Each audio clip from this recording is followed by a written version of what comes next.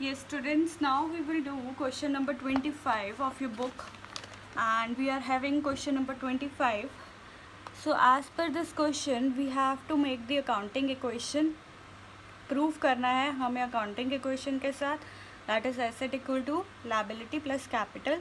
तो हमारे पास कुछ पॉइंट्स दे रखे हैं. That is first A part is कि ब्रिज मोहन ने अपना बिजनेस स्टार्ट किया है with cash. B part is bought goods for cash, मतलब कि गुड्स खरीदे हैं. C part is 1/3 of the above goods are sold at a profit of 20% on cost. तो उसने क्या किया कि जो ऊपर गुड्स लेके आया था उनको सेल कर दिया 20% प्रॉफिट के साथ.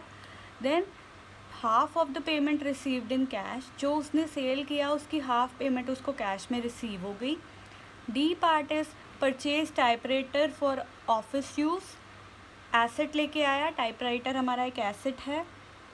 Then purchase goods on credit from X, उधार पे सामान लेके आया एक्स से, एंड पेड टू एक्स, फिर उसी एक्स को उसने पे कर दिया. Then paid salary and received commission. और उसके बाद सोल्ड गुड्स फॉर कैश, जिनकी कॉस्ट थी 50,000 और उसको 60,000 में सेल कर दिया, मतलब प्रॉफिट जोड़ के उसे सेल कर दिया. तो हमें इस क्वेश्चन की अकाउंटिंग इक्वेशन को प्रूव करना है. तो let's start doing our question. तो सबसे पहले हम फॉर्मेट ही बनाएंगे अकाउंटिंग इक्वेशन का. तो हमारे पास क्या फॉर्मेट होता है, सबसे पहले ऊपर लिखेंगे अकाउंटिंग इक्वेशन.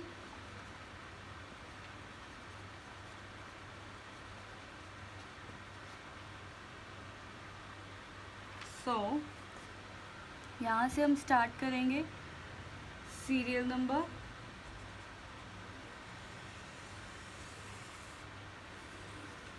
फिर हमारे पास सेकेंड पार्ट में क्या होता है, ट्रांजैक्शंस.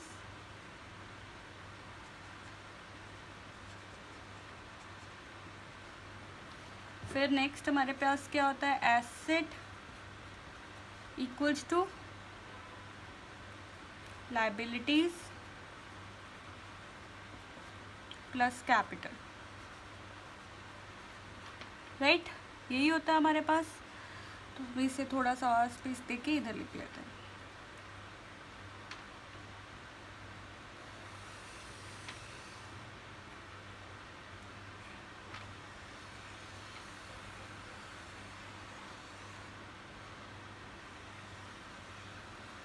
जो फॉर्मेट बनाओगे ना, आपको प्रॉपर पेंसिल और स्केल के साथ बनाना है. लाइन सीधी होनी चाहिए आपकी नोटबुक पे. तो जी स्टार्ट करते हैं. हम इसको थोड़ा सा और इधर को कर लेते हैं because we are having space, और हमारे इस क्वेश्चन में एसेट्स बहुत ज़्यादा है. Asset is equal to liabilities plus capital. हमारे इस क्वेश्चन में बहुत ज़्यादा एसेट्स आएंगे, तो हम इधर स्पेस देंगे. तो हमारे पास सबसे पहली एंट्री है कि ब्रिज मोहन ने कमेंस किया है बिजनेस विद कैश. तो ये लिखेंगे narration. A, bridge Mohan commenced business with cash ₹1 lakh. तो यानी कि हमारे पास क्या आइटम आई, सबसे पहले एसेट में कैश आया, और इधर क्रेडिटर कोई भी नहीं लेकिन कैपिटल आई प्लस कैपिटल. तो कैश में हमारे पास 1 लाख, क्रेडिटर 0 और capital 1 lakh.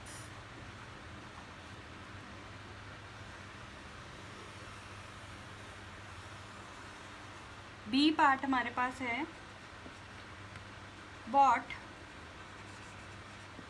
Goods for cash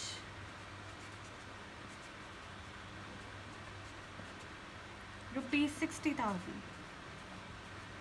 60,000 के गुड्स लेके आए हैं और कैश में.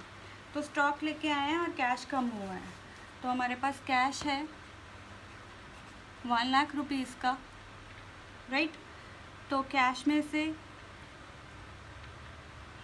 60,000 रिड्यूस हुआ है, तो हम इधर यहाँ पे ये पहले इक्वेशन हम लिखते होते हैं।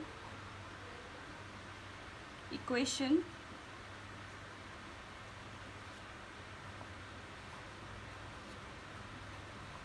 बी पार्ट के अकॉर्डिंग कैश में से 60,000 रिड्यूस हुआ है, क्रेडिटर पे कोई इफेक्ट नहीं, कैपिटल पे कोई इफेक्ट नहीं, लेकिन स्टॉक हमारा ऐड हुआ है विद 60,000। स्टॉक आया, कैश गया, तो ज़ीरो, तो ऊपर लिख देंगे स्टॉक। तो अब इसका बैलेंस निकालेंगे इस एंट्री के बाद। 60,000 प्लस 40,000, ये क्या बन गया 1 लाख रुपीज़, और इधर भी 0 प्लस 1 लाख, ये भी 1 लाख, तो left side equal to right side. Then C point हमारे पास है 1/3 of the above goods sold at a profit of 20% on cost, half of the payment received in cash। तो जो अबव गुड्स हैं 60,000 के, उनका 1/3 पार्ट जो है वो हमने सोल्ड कर दिया है 20%। तो नरेशन लिखेंगे 1/3 of goods sold at 20% profit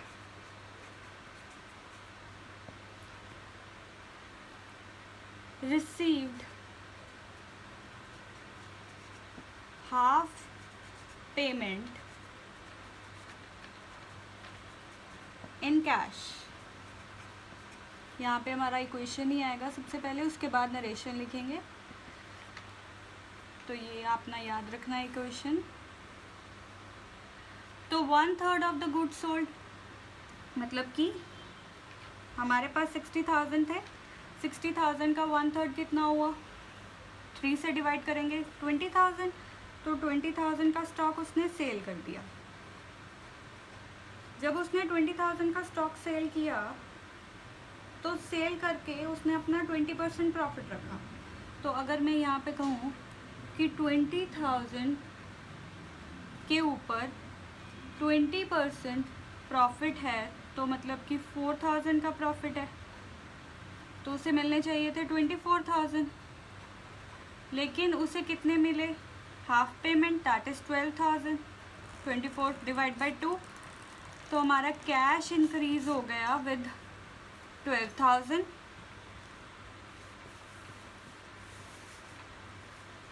और डेटर्स खड़े हो गए। डेटर्स मीन्स जिनसे अभी पैसा लेना है, तो डेटर्स की लिस्ट में एक पर्सन का नाम ऐड हो गया और हमारे पास अमाउंट है 12,000।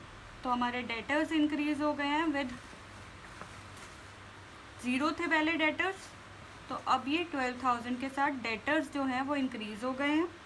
और हमने इन टोटल 4,000 का प्रॉफिट रखा है, तो 4,000 का प्रॉफिट हम यहाँ पे ऐड कर देंगे। ठीक है, तो अब हमारा अगर इस इक्वेशन का टोटल करेंगे तो इस इक्वेशन का हमारे पास टोटल आया है 12,000 plus 40,000 plus 52,000 equals to 0 plus 1,04,000। फिर हमारे पास नेक्स्ट इक्वेशन आएगी।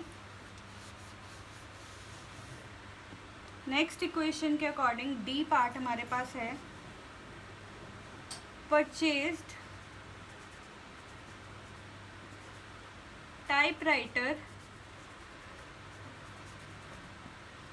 फॉर ऑफिस यूज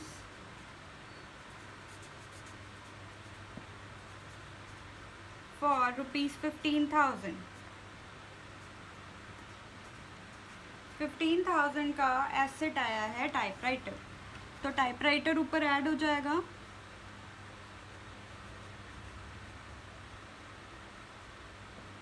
प्लस आ जाएगा राइट। और इधर ये सभी ज़ीरो हो जाएंगे पहले तो अमाउंट।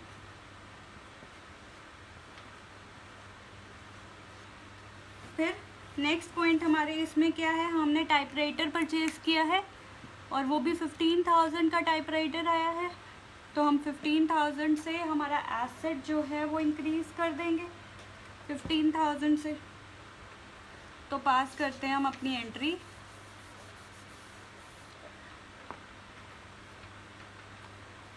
तो सबसे पहले ऊपर जो हमारे पास टाइपराइटर पड़े हैं उनको ज़ीरो करेंगे, क्योंकि पहले हमारे पास टाइपराइटर नहीं था।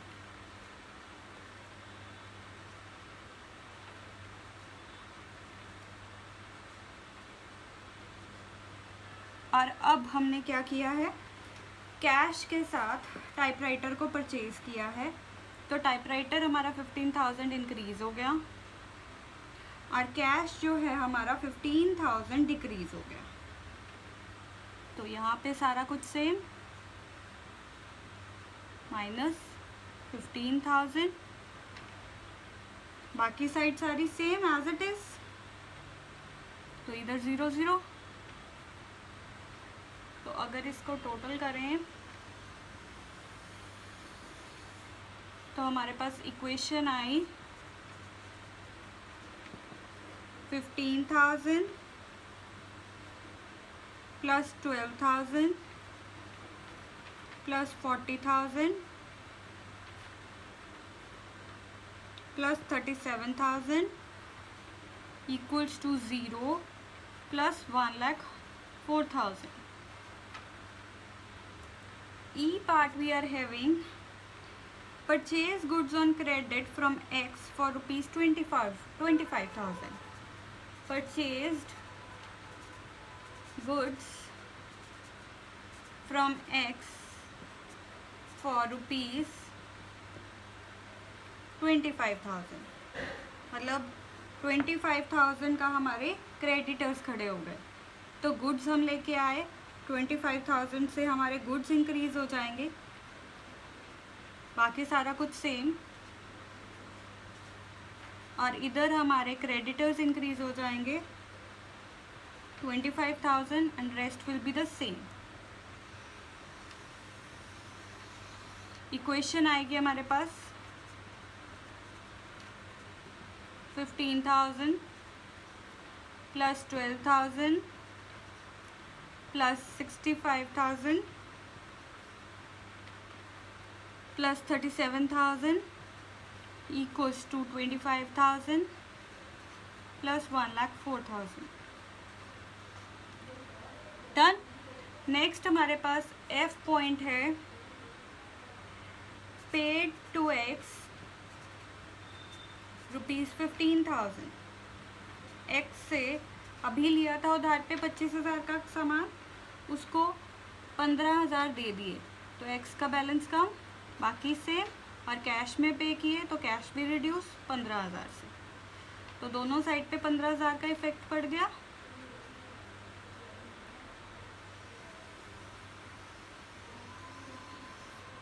इक्वेशन आई हमारे पास 22,000, 65,000, 12,000, 15,000 equals to 10,000 plus 1,04,000, right. Next point हमारे पास जी पॉइंट है, पेड सैलरी रुपीज़ 3,000। सैलरी पे की है तो कैश कम हो जाएगा, सैलरी एक्सपेंस है, एक्सपेंस कैपिटल को रिड्यूस करती है, तो 3,000 से कैपिटल भी रिड्यूस हो जाएगी, बाकी all will be the same. तो इक्वेशन फिर से आ जाएगी हमारे पास, इक्वेशन 15,000, 12,000, 65,000, 19,000,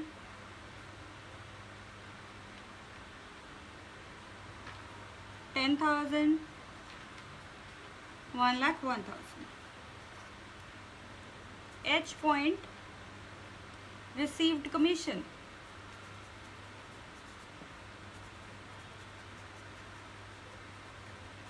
रुपीज़ 500. 500 ऐड हो गया और इधर प्रॉफिट में भी ऐड हो जाएगा, तो कैपिटल इंक्रीज हो जाएगी. Rest will be the same.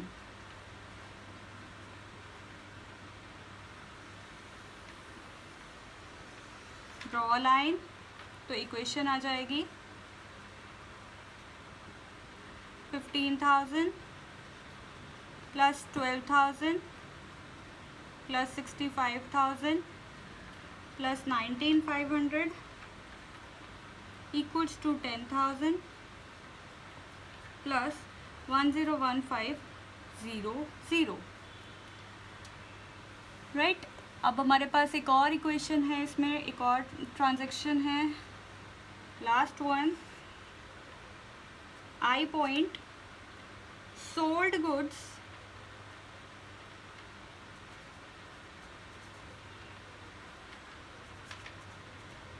For cash, cost थी 50,000, सेल की 60 में. तो यानी कि 60,000 कैश आया, 50,000 स्टॉक कम हुआ. 10,000 का डिफरेंस जो है वो प्रॉफिट हुआ, तो वो हमारी कैपिटल को इंक्रीज कर देगा. बाकी सारा कुछ से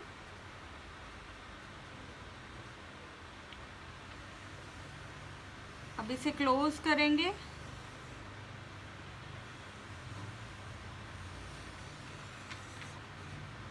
final equation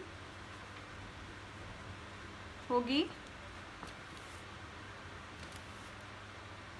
15,000 plus 12,000 plus 15,000 plus 79500 plus 10,000 plus 111500. अब हमें देखना है, लास्ट में चेक करना है क्या हमारे एसेट्स का total equals to liability plus capital है. तो इनको टोटल करो, तो अमाउंट आई हमारे पास 121,500 और इधर टोटल करोगे तो इधर भी अमाउंट आई 121,500, जिसका मतलब this side equals to this side. और हमारा जो क्वेश्चन है, जिसका मतलब ये वाला पार्ट जो है वो हमारा इसके पार्ट के इक्वल है. At last it means that हमारा जो क्वेश्चन है वो सही है. So this much is enough for today and tomorrow we will do another topic. See you tomorrow. Thank you.